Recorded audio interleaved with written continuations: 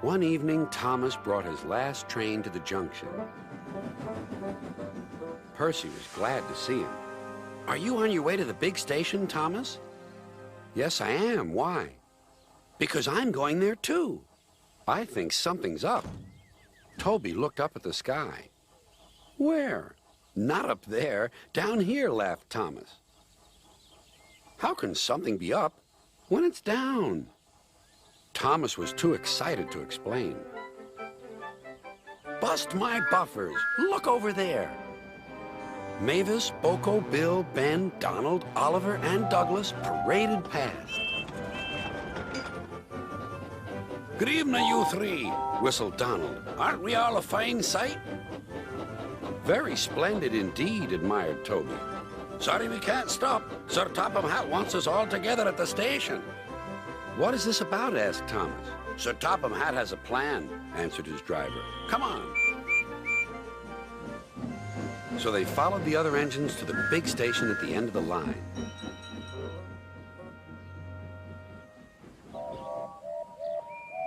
"Silence!" called Sir Topham Hatt. "I have an important letter to read from a little girl who is 5 years old." "Dear Thomas and all the engines, please can I meet you? My friends say they would like to meet you too. You could come to my house for tea, but my mommy says there aren't any railway tracks to my house. Can you come to the station instead? Thank you very much." "It seems," continued Sir Topham Hatt, "that there are many girls and boys who would like to meet you. Therefore, we are all going to the big city far away." "Hooray! Hooray!" the engines whistled. "Silence! Other engines will be working here while you're away, so please show them what to do."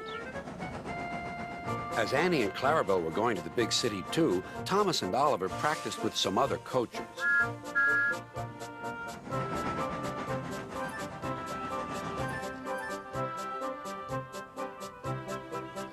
Thomas grew more and more excited. Too excited for his own good. "I'm glad I'm a splendid engine," he puffed. "Sir Topham Hatt thinks I'm really useful.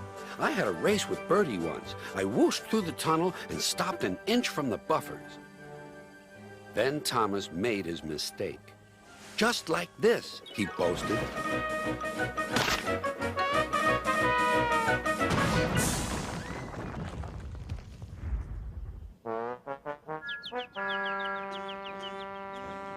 No one was hurt, but Thomas's front was badly bent. They telephoned to Sir Topham Hatt. "I'll send up the workmen," he said. "But if they can't mend Thomas in time, we'll have to go to the big city without him." Poor Thomas. 8 o'clock next morning, the engines waited at the junction. Toby and Percy were each on a truck, and Duck had pushed them into place behind Edward. Gordon, James, and Henry were waiting to lead off. They whistled impatiently. Sir Topham Hatt looked at his watch. "I'll wait 1 more minute for Thomas, then we have to go."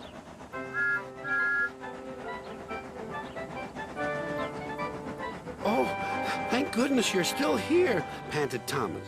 "I hope we're not late, as it's just after 8. The conductor blew his whistle and waved his flag. The engines cheered. "Look out, big city, here we come!" And the cavalcade puffed away.